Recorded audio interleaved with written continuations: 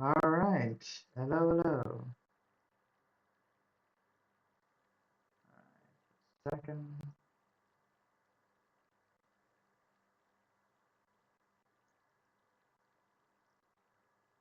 One, two, three.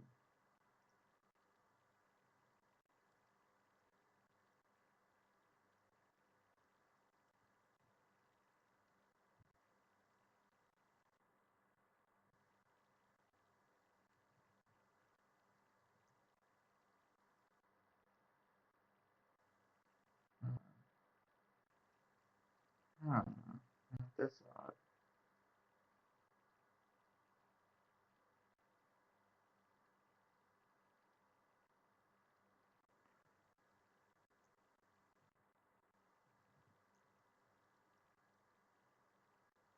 All right. Okay.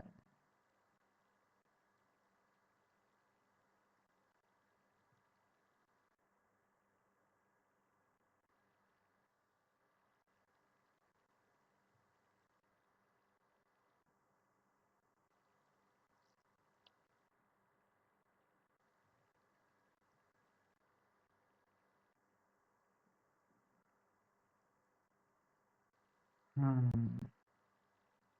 Poor network connection. Yeah, that tracks. Uh,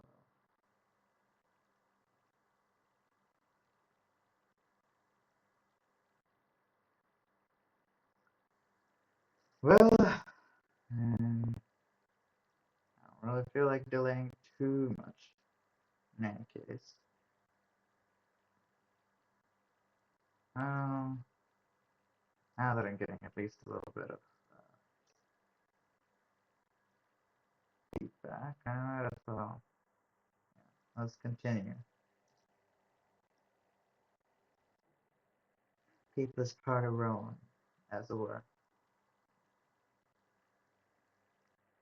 Fallen Hero Rebirth. Darkness. Peace. Are you falling asleep or are you waking up? You don't get a choice. The dream descends on you like destiny. The pressure, the insidious air. You don't want to breathe anymore. Not this dust. Not this stench. I guess, yeah. Remembering where we were at last time, we were just having a little sad dream about a heartbreaker. Ortega is heading upstairs, followed by Steele. They walk because they must. One down, three to go. There were no words, no tears, shocked glances, an unspoken agreement to deal with this later, when you could, if you could. Nobody said it, but you all thought. And Athema might have been the lucky one. No, don't think that. Just walk. Just wake up. You try to keep up, but then you lag behind. You try to scan for life, and then you find it. And it finds you. And the others continue upstairs. As the others continue upstairs, you fall behind. And little by little, you can feel the pressure increasing, the presence growing closer. You almost pass the door when you reach it. Number 412. You almost manage to wake up, but you are dragged back down.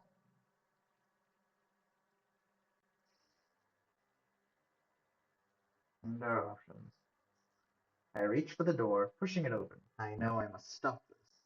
I try to call out to Ortega, but my mouth won't make sounds. My hands move despite myself, turning the handle.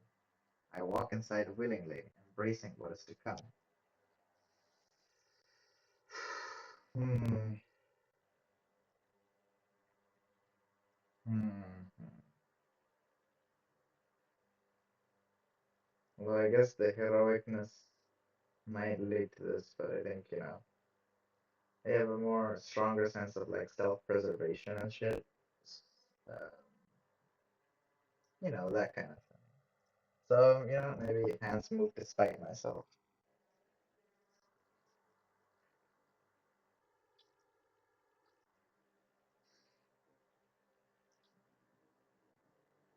Your hands move despite your wishes, turning the handle slowly. This is not you, you try to tell yourself. You are just following somebody else's script. This is just a dream, right?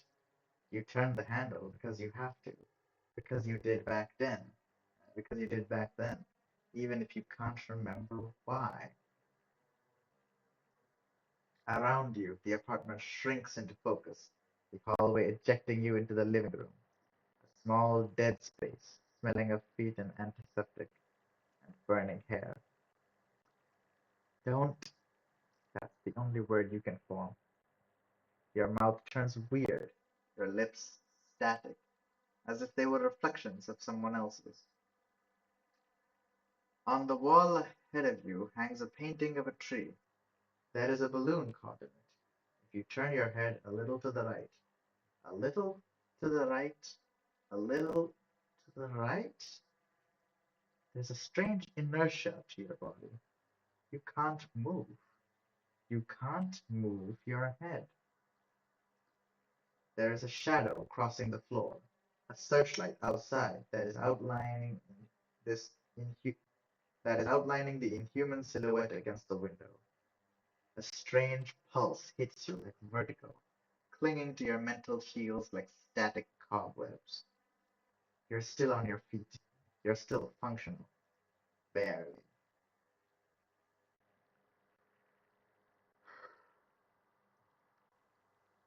Helicopter is not. The tumbling machine screams before it crashes, its rotors sounding like people howling for release as it tears into the building across the road. The explosion shakes the room enough so that you do manage to turn your head, one hand frozen halfway to your mouth. Why are you alone? Why are you not alone? You can see the cables snaking across the floor, leaking rusty, foul-smelling fluid. Familiar fingers crawl over your mind, over your shield, pressing bitten nails into their spongy surface. They are failing, as are you. Alright, and your options. No, I'm too clever to let this happen. My mind is finally my own. No, I am stronger than this. I won't risk letting it in. Yes, I'm tired of fighting. I'm welcoming this. Yes, if I want to understand what this is, I need to embrace it. Hmm. Even though no, I'm too clever to let that happen, it's probably the smarter decision. I'm curious. I understand this. I need to embrace it. It was a terrible risk to take.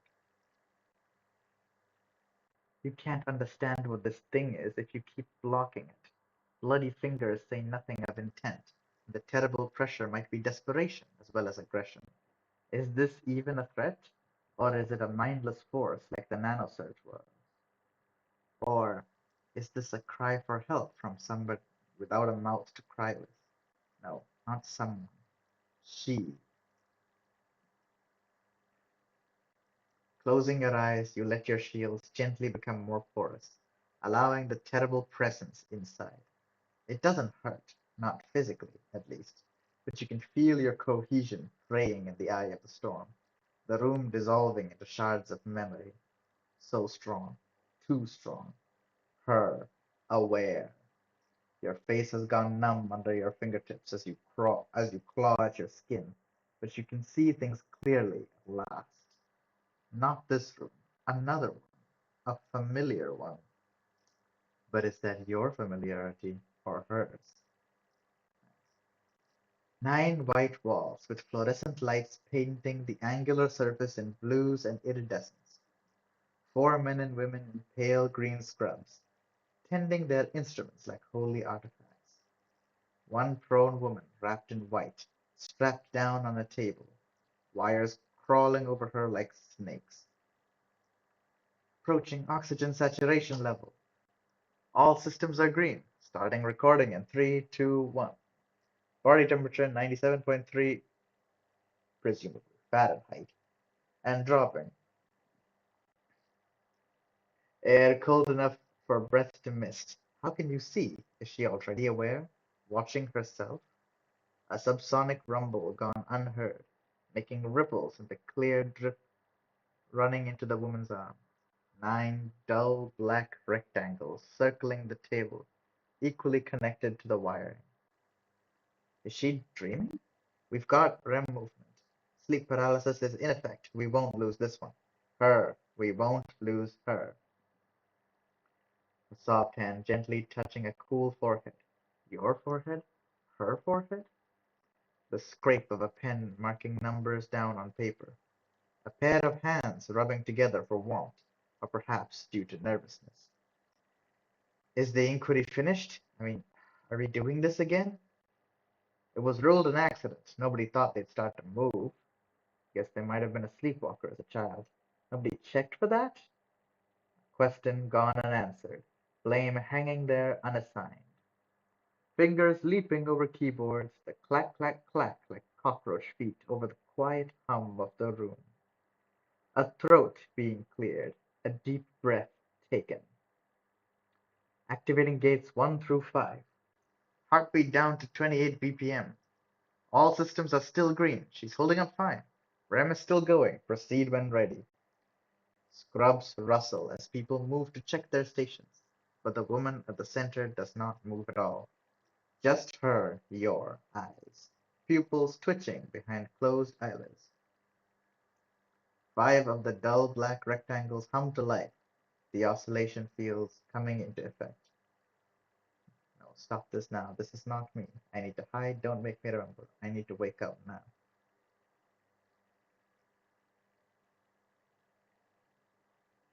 I need to wake up now. Not real. I am dreaming. I need to wake up, wake up, wake up. Lower the descent path by 0.57. That steep? We've already got theta waves. We went slow last time. That didn't work, did it? No need to snap. Keep an eye on the vitals. Green lights are flickering into yellow, and on the screens the brain waves are slowing down their dance. Checking printouts, one man crosses himself out of sight of the others, but not you. 4 dull black rectangles are left, inert in the tensing atmosphere. Activating gate 6 through 8. Gate 6 through 8. Wait, got an alpha wave flicker. Damn it, lower her temperature. She's already at 96.2. If her core drops more, she might go into hypothermia. Fingers are turning blue, cyanosis bruising pale, not your skin. Breathing is a barely perceptible ripple of a stiff white fabric covering her narrow chest. How can you see this? How can she?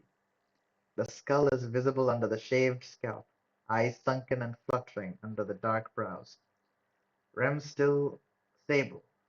Theta is borderline delta. I think we should open the 9th gate. Check the restraints. See, sleep paralysis or not, I'm not taking any risks this time.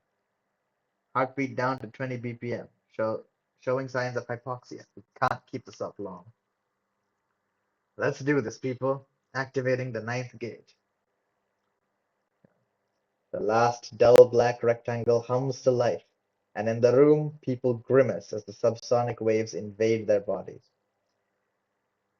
Nobody is standing near the woman where she lies, alone, always alone, surrounded by active gates. Needles flicker, showing the steady drain of power as the feeling of unease intensifies. Theta field active. Christ, I can feel it in my teeth. Still no response? Should we go deeper? Heartbeat down to 17 BPM. No sign of cyanosis, but the vitals are stable. I vote go. Maximum psychic depth exceeded. Silence follows those words, everybody waiting for a reaction. Eyes flicker between glowing screens. The readouts snake paper down onto the dark floor, and yet nothing happens. You keep screaming, but you can't wake up. The placid thunderstorm keeps building, immobile yet raging. Still nothing. Are you sure she's not slipped into Delta by mistake? Check the eyes. REM is too strong. Wait, we have harmonic tremors. Finally, let's do this thing. A quiet nosebleed is running, untended, staining green scrubs black. Lights are flickering tornado green, the dull black rectangles fuzzy with vibrations. The woman on the table jerks convulsively, head held fast by soft, familiar restraints. her mouth opening in a quiet scream. She's breached! She's breached! Quick, track her path! Track her path, goddammit! I need numbers! Our Father who art in heaven. She's still here, I swear. The numbers don't track. Still here. You will all regret this. Oh, please run. I can't stop. I don't want to stop. Not me. This is not me, not my memories.